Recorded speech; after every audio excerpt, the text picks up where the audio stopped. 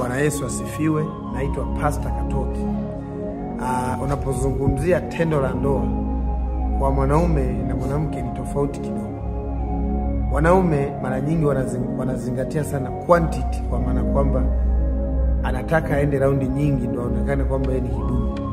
Lakini kwa mwanamke yeye anazingatia quality, yani ubora.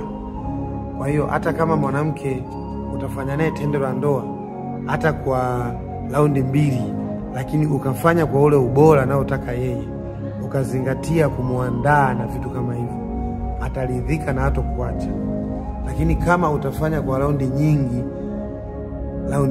ukaenda safari nyingi, ukamwaga mara nyingi, lakini kama hujazingatia ule ubora na utaka mwanamke, bado atakuacha tu. Yani mwanamke yeye kwenye tendo la ndoa hazingatii quantity au kiasi, kwamba ukimfanya kwa raundi nyingi ndo ataridhika. No, yeye anachozingatia ni ubora, quality.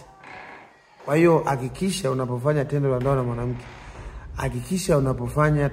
mwanamke, fanya kwa ubora, zingatia quality ya tendo.